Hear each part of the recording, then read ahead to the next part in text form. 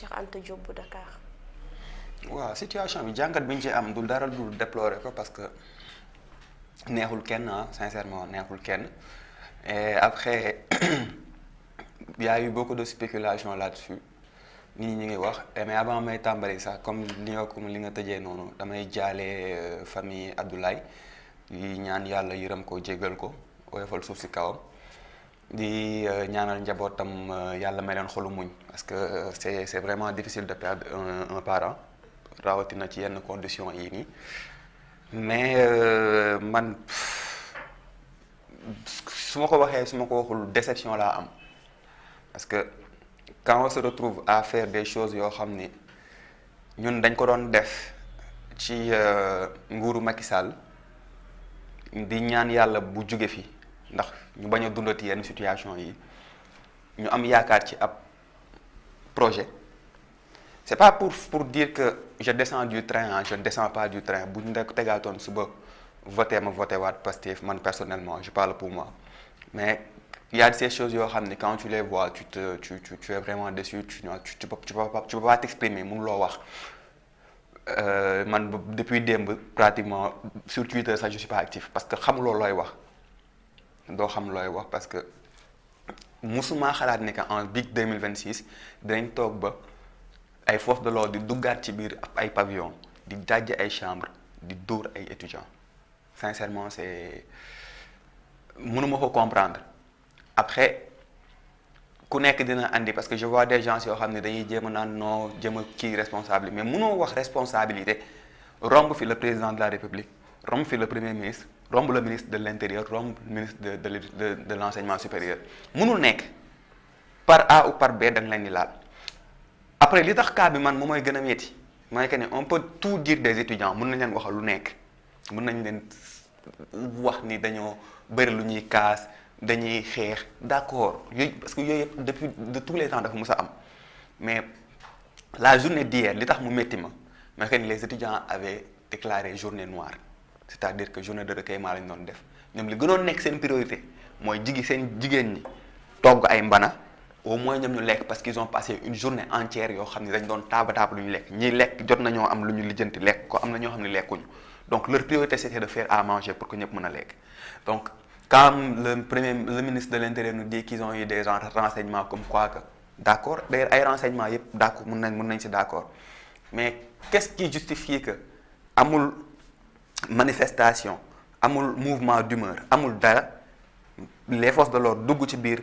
campus bi déjà de un mais yamatuñ ci dugg ci campus bi di dugg ci biir pavillon yi di dugg seen chambre yi di leen torturer parce que li ñu doon vidéo yi ma gis man personnellement acte de vandalisme laa doon gis parce que mënuma concevoir nga dugg ne da ngay def maintien de l'ordre di ñëw di fekk ay moto yu gaare ngay jël moto yi di ko daaneel di ko yàq loolu c'est de la méchanceté y a rien qui justifie ça loolu du maintien de l'ordre qu'on le dise ou non après nag dañuy wax naan étudiants yi cause à effet dafa am mais balaa ñuy wax ci ay non étudiants yi naa am nañ wax ci li nga xam ne moom parce que dañuy tout le temps Sénégal dañoo habitude bu dara amee dañuy bàyyi li xew di jéem a xool naan non pourtant bu ñu defee woon nii pourtant lii bu amutoon d'accord étudiants yi bu ñu départ doon de base grève manifestation yëpp du am mais est-ce que tey jii nii bu policier bu force de l'ordre yi duggul woon ci biir pavillon yi est-ce que Abdoulaye Ba dina dee parce que booy boobu noonu il n'était pas sorti de sa chambre parewul woon pour manifester yoonam newul ci manifestation il était dans sa chambre comme plein d'autres booy yi nga xam ne seen tànk yi dafa damm parce que man je sais depuis démb ba tey depuis démb et je pense que du ma jàll ci loolu noonu sax te remercier wu ma ay nit ku si mel ni Momar Assane Diouf ku gars yi xam la mais ce sont des gens yoo xam ne je vais citer des noms Momar Assane Diouf Demba Badji Vivi Ahmed Malick Diagne Milki Cheikh Bachou des gens yoo xam ne depuis man ñu bëri ñoo xam ne démb laa leen di doo gis c'est vrai que da nga leen di gis sur Twitter interagir ak ñoom mais tu vois que ay nit yu am xol yu rafet lañ parce que dañoo man Demba Badji moo ma woo teeg Momar dégganteeg gars yi ku nekk andi li nga yor et figure-toi que des gens yoo xam ne peut-être li may wax ni du leen neex parce que def nañ ko ba léegi kenn déggul coow kenn xamul def nañ ko même sur Twitter les gens ne sont pas au courant mais dañ naan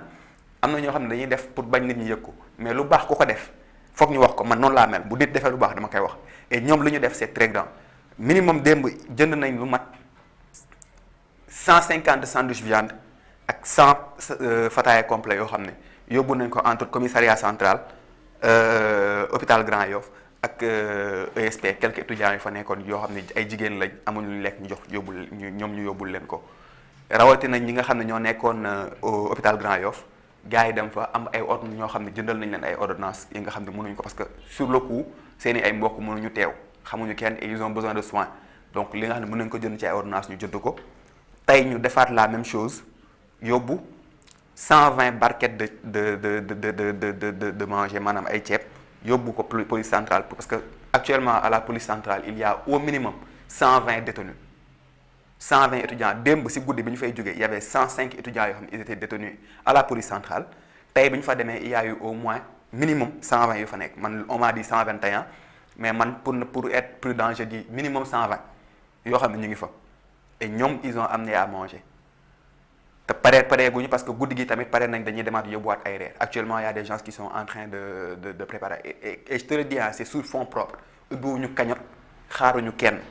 et ce sont des choses yoo xam ne il faut le dire léegi nag pour sortir encore ci loolu noonu revenir aat si sama kii nii mooy que ni j'ai vu des étudiants yoo xam ne ils m'ont dit que ni ñoom panique moo leen yóbbee lu ñu nekkee parce que tu peux pas être dans ta chambre xamuloo li xew ci biti wala yaa ngi jot ay vidéo que ni ñu ngi xeex ci biir si université bi coow am na yow tu te dis que man de bëgg naa jàmm du ma génn baa ma toog sama chambre nga toog sa chambre jékki-jékki dégg ay bruit mu leer ni force de l'ordre yi dugg nañ nga dégg kenn ku naan leen bu ngeen leen jàppee bu leen yërëm parce que ñoom bu ñu leen jekkoo du ñu leen yërëm.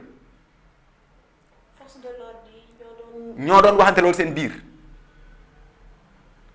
nga toog jékki-jékki ñu commencé dajji bunt bon toog nañ ñu commencé dajji buntu ñoom ñu ngi seen biir nekk di ut ay solution mais bu ñu toogee jékki-jékki gis ni porte bi commencé na dajjee ko carrément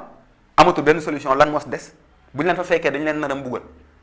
dañuy jéem a jaar ci fenêtre jéem a escalader wàcc mais 7 personnes 8 personnes jaarandoo ci benn fenêtre boo xam ne 1 mètre carré la bëgg a wàcce doo y en a sûrement des gens qui vont tomber am na si koo xam ne ñaari tànkam ñoo damm il s'appelle Abdou Aziz. y en a un autre Ibrahima Diouf daf benn tànk bi am na si koo xam ne dafa daanu kanam gi moo jiitu gémmiñ gi dafa xotteeku donc y a de ces choses yoo xam ne man mënuma imaginer que en 2026 ci gouvernance su Bassirou Diomaye Diakhar Faye et Ousmane Sonko yii dana fi am képp koo xam ni Pastef nga voté nekk patriote bu dee gor nga di nga rus néew ma nag di nga wàcc ay loolu ay kii la mais di nga rus di nga am gàcce parce que xalaatuma woon personnellement que ni lii nii dinañ ko dund en 2026 très sincèrement donc situation bii nii dama koy déplorer neexuma après comme le ministre a dit ils vont situer les responsabilités on attend mais yàgg discours bi yàgg na fi am et pour conclure on Ousmane Sonko ne devait pas dire wala ne devait pas adopter les éléments de langage yi nga xam ni régime précédent yi moom la ñuy utiliser comme quoi que étudiants yi dafa am ñu nekk seen ginnaaw de tous les temps mouvement d'humeur fu mu amee dina am ay loxo yu ci dugg loolu mënul ñàkk dina am ñoo xam ne dañ siy dugal seen xaalis uniquement fay ay nit pour ñu rax leen loolu mënul ñàkk mais nañu xool lan mooy cause bi étudiants yi wax nañ leen ne que amuñu d'accord amuñu leen benn arrière de bourse mais li leer ba leer mooy ñoom wax nañ ay proposé nañ ay réformes les étudiants ne sont pas d'accord nañu def concertation parce que mënuma concevoir à chaque fois c'est le même modus operandi jël nañ décision étudiants yi commencé nañ grève lan la ñu xam force de l'ordre dinañ ñëw def répression mu am mort force de l'ordre yi daal di génn campus bi après ñuy soog lan moo tax tout le temps foog ñu xaar que ba mu am mort pour que ñu wax man mënuma concevoir lan mooy justifier dugg ci biir campus yi man foofu la sama problème nekk en fait je suis resté bloqué là. loolu dinañ si ñëwaat ndax kii di ministre bi génn